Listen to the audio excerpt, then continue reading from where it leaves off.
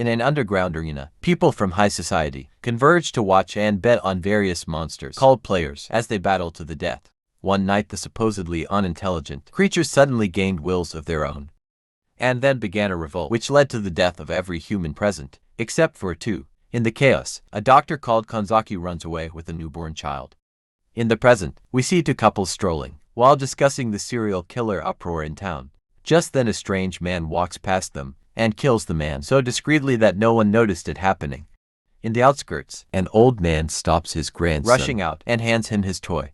The boy is our main protagonist called Jin. He rejects the toy, but his grandfather wants him to hold on to it when out on patrol. In the name of justice, before he leaves, he is urged to avoid violence if it's not for the sake of justice. In an alley, some thugs have a lady cornered, so Jin proposes to help her. She is willing to pay 1,000, yet when she agrees, Jin immediately begins attacking the thugs. He easily takes one down, making the others furious. Jin's fighting style involves him maneuvering on the walls to avoid being cornered. In a short while, he finished handling the group. His patrol mates, called Kuga and Konoha, arrive to find the party over. As Kuga scolds Jin, the lady comes to show her gratitude, but Kuga doesn't let Jin take his reward from her. Later the lady bumps into Jin and offers him his 1,000 yen reward, as promised. She also gives him her card and promises to treat him if he ever visits her. Jin runs home in excitement, only to find dead bodies around the vicinity. He locates his grandfather, who is on the verge of death. As he is a young child, he hasn't grasped the situation yet. He tries to apply saliva, hoping it would heal the wound, just as he was told, but it doesn't work. Jin takes his grandfather's body to the doctors, but he is turned down as he doesn't have enough money. With nowhere else to turn to, he calls Kuga. Unfortunately, his father had just discovered he had been hanging around a homeless boy, and he has been scolded for it. The maid brings forward Kuga's ringing phone, but when his father finds out it's from Jin, he destroys the phone. Jin turns to the lady, who he helped earlier, and together, they go to a hospital. Later she takes Jin in for the night, since he has no one else to turn to.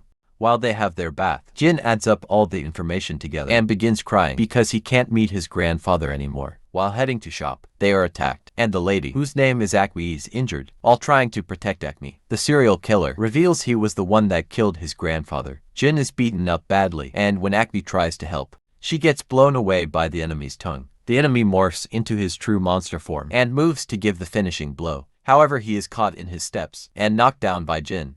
Jin begins letting out an intense aura that destroys the surrounding. As he moves to attack, he too transforms into a monster that the serial killer calls Charisma. He lands an attack, which puts an end to the brief battle. He then turns back into his human form and collapses. A man called Haitani and a white-cladded individual show up in the scene. A clad individual takes care of the defeated monster, while he ignores Jen and Akemi, who he thinks are humans. During her usual humanitarian activities, a grown-up Konoha's attention is drawn to two men fighting. It is explained to her that, although the cause of the fight was because Duke spilled Taku's meal, the men are simply letting out their frustration on each other. She goes to separate them, but is pushed aside easily. The man looked to continue the brawl, even with her on the way, but Jin appears and calms the situation. Pono recognizes the ring on Jin's hands and calls out to him, but their supposed reunion is cut short by the man who Jin works as their bodyguard. In town, Jin meets up with Ikemi, who now struggles to survive thanks to the injuries from the sad battle. In the evening, Konoha attends Cuba's event, where she meets her grandfather, whose presence greatly disorients her. After the event, Kuga reveals he plans to start patrolling the street again like they used to. A truck driven by his friends arrives, and so they begin their street patrol. Meanwhile, Jin is captured by the Aragi family and forced to witness the death of Akemi at the hands of a monster. This triggers his transformation into the monster the man calls it. While the men observe, the monster pounces on Jin, who doesn't retaliate, but at the same time, he seems not to take any damage at all. When he gets serious, he ends the monster in a blow. To the surprise of his observers, he goes ahead to smash the observation glass, but before he can confront the enemies, he hears Acme call to him. On seeing her, his body's transformation begins deteriorating. The men reveal that Jin can only be turned back to human when he kills the monsters, who are called players. Jin finds out Acme has been turned into a player, but all he wants is to live a normal life with her again. Just then an employee shoots Acme dead, so Jin witnesses her die a second time. When he goes to confront the man, he turns back into a human as there are no more players alive at home. Kuga watches an anime that inspires his sense of justice. When Konoha comes in, he expresses his dissatisfaction with their father's activities. However, Konoha reminds him that real life cannot be perfect like an anime show. Konoha's grandfather, Mitsugai Ariji, introduces himself to a sedated Jin and reveals he hopes to eradicate the players from the city. They arrive at the destroyed underground facility, where Mitsugai explains that the ring on Jin's hand and the one above are called the rings of exposure. As founders of the facility, he explains that they once used the ring to force players to regress into their monster form. During the conversation, Jin suddenly collapses. He begins screaming in pain as the bigger ring resonates with his own. Later, Mitsubai explains that he and Kanzaki created him as a countermeasure against the monsters who they had battled each other. He then takes Jin to town, where he shows him Make-Me is still alive, and what he saw in the lab was all artificially created. When Jin tries to go out, Mitsubai instructs him to disassociate with humans as it would only endanger them. Jim accepts to become ZT and help Mitsuge battle the players on the condition that they repair Almi's face and also create a look-alike her dead child. In an alley, a man is melted into sand by a group of players. A girl happens to catch them in the act, so they decide to handle her. As she runs away, one of the players chases after her. Meanwhile, Jin continues to collaborate with Mitsuge while they perform experiments to promote his Z factor to full capacity. Jin arrives at his house and while changing, he finds the lady being chased earlier hiding in his closet. He tries to chase her away, but she refuses to leave, revealing that she just saw a man melt into sand. Jin ends up treating her to a home-cooked meal, which she appreciates. He senses the presence of a player, so he instructs her to stay behind while he heads outside. The girl comes out to find her bag laying on the floor, and shortly after, she is accosted by the players from earlier. Jen arrives at the scene and offers to help her for a fee of 10,000 yen. When she accepts, one of the enemies approaches him, so he knocks him down first, while engaging the others. They spread a substance that erodes anything it makes contact with. While they continue to battle, the men monitor Jen knock out the lady being held hostage just then. One of the players regresses into his monster form. Before the battle begins, the other two players desert their brother, who broke the rules by regressing. Jin begins battling the player in his human form, and as a result, he is beaten by the monster, who boasts of a strong build. The monster firmly grabs Jin and begins the process of melting him into sand. However, Jin gets a boost of power and pushes him back. He transforms into Z and overpowers the monster, defeating it by ripping it apart. Mitsuge notices he isn't returning to his human form as he should, and this is because the player isn't dead. While it hides in its miniature form, the white-clad individual known as the Sweeper finds him out and executes him as he does to all regress players. The Sweeper attempts to kill Jin, but then he stops when Jin doesn't give the feeling of a human or player. He, Tony Ives, and dismisses the Sweeper. Jin asks if he is a player, so he reveals he and his species prefer to be called the Volume.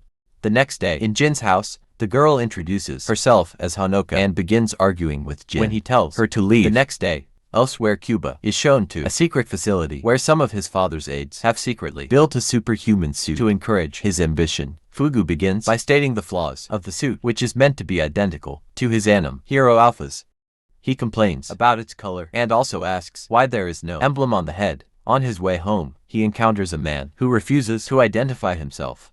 The man reveals he is a fan of Kubus and proposes to work with him if he passes a test. He then shows him a clip of Hanako being thrown into a pool to drown. He explains that Cuba is faced with two choices: to either save his drowning sister or three strangers who are about to be killed. Cougar rushes to the school to find his sister in no harm, and as a result of his choice, 3 girls from his school are killed while walking with Hinako. Jin stumbles on Konoha and her friend. Hanako notices the chemistry between them and hangs onto Jin's arm. Jin tells Konoha to get away from the premises and immediately walks away. As they walk away, Jin senses the presence of a player, so he leaves Hanako behind. He hurries to find that Konoha has been abducted by a player who wants to battle him. Konoha finds herself and her friend tied while a monster guards them. While Cuba is shown the newly completed alphas, she manages to call him for help before her phone is smashed by her captors. Cougar quickly suits up and has nothing standing in the way of his justice while he goes to Kanahazard. Meanwhile, Jin gets the beating of his life as he is incapable of transforming into Zetsu. The player assigned to Konoha transforms in front of Konoha, making her so scared she wets herself with a ZT factor, increasing slowly. Manages to land a fatal blow on the enemy player. Jin begins his search for Konoha and finds her in Tomomi rather easily.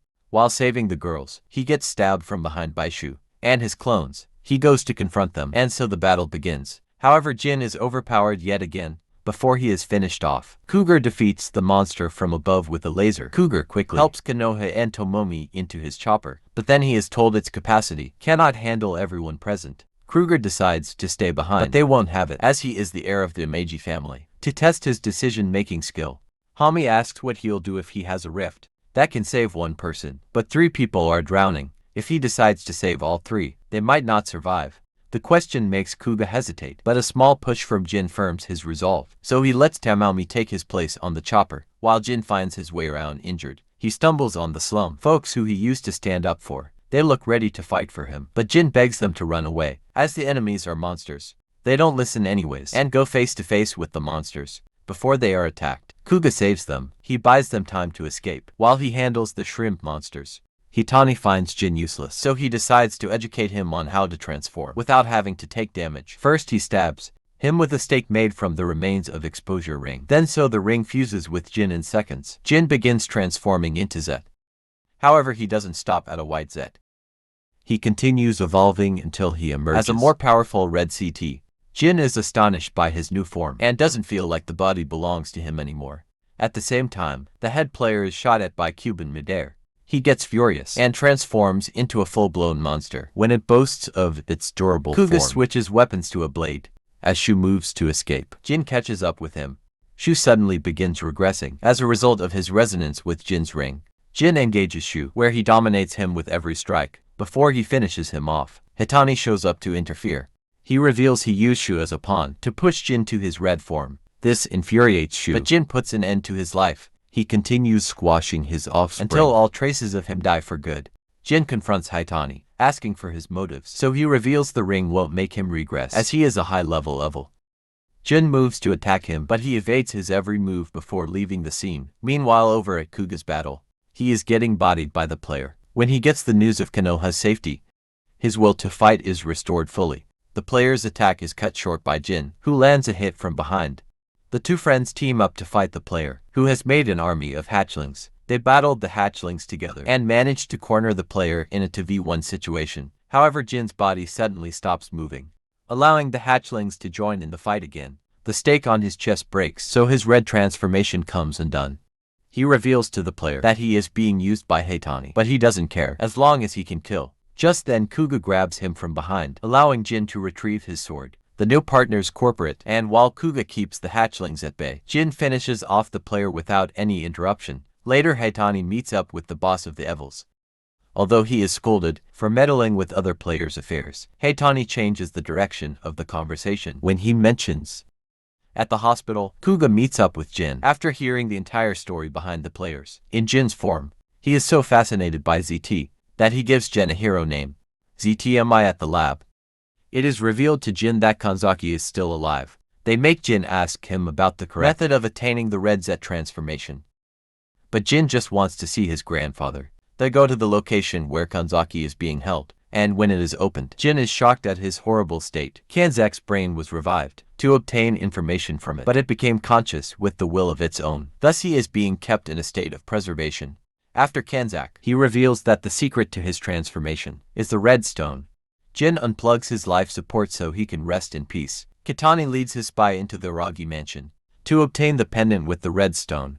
The spy goes into Konoha's room, looking identical to Jin. He forcefully moves to get the pendant from her neck, but it's not there. Just before she hands it to him, a helicopter arrives in front of the house. Jin and company rush into the house, and so it is revealed that there are 2 of Jin's clones present.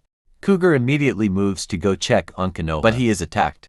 He manages to evade them, and when he is pursued, while Jin helps out, the other clone targets Mitsubai, but his scientist takes the blade for him.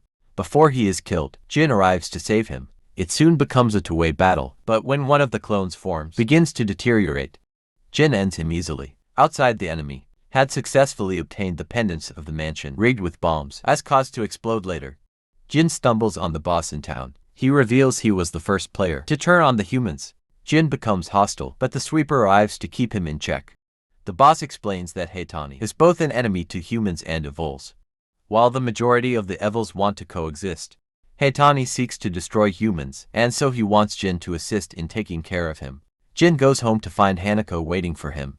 She begs him to let her stay, as she only feels safe with him. Jin then promises to protect her no matter what happens. Kuga meets up with Jiru because he was told that his sister has been captured. When he asks about Konoha's whereabouts in the car, Kuga is dropped. He awakens in a strange room, with Jiru talking from an implanted earpiece. Jiru reveals he is about to start his test, and mocks him for being easily deceived. Him kidnapped despite playing hero.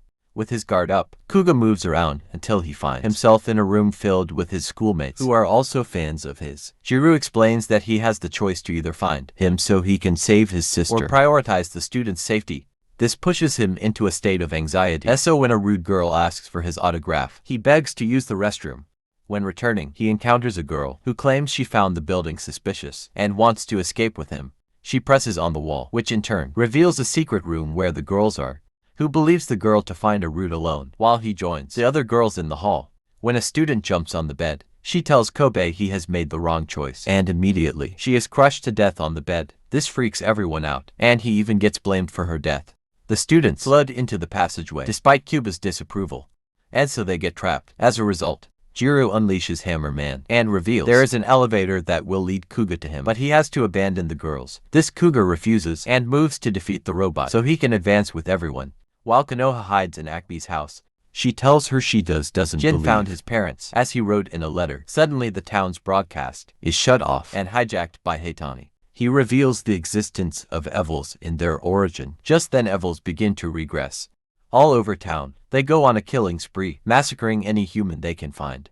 Cougar continues to face Hammerhead while being pushed to his limits in town. Jin joins the fight to save the humans, as YTMN. Despite his injuries, Cuba can only feel excited about the battle. However, he soon finds that Hammerhead is a player.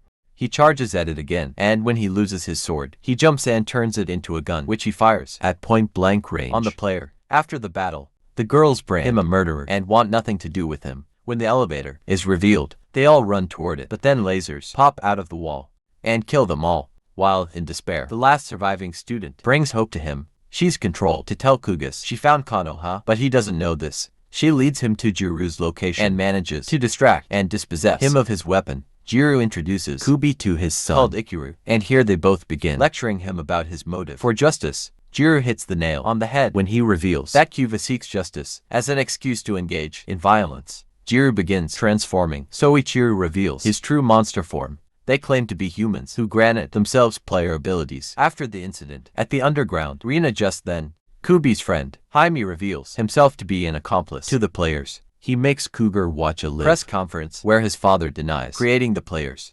However, his colleague, who works for Jaime, reveals the brutal truth to the public with evidence. While Jiru wants Kuga dead, Jaime wants him to be a hero and kill his father. This angers him, so he gets his weapon back, strikes Jaime, and then Zakaru and Jiru before they can control him with their buck. Hanami and the fellow Evil show up at the press conference, but President Amaji is ready for them. However, his plans fall short, as they are too strong to be handled by mere humans. Jin arrives at the scene to handle Hitoni, but he gets extremely bodied by him. He pierces Jin directly in his heart and undoes his transformation.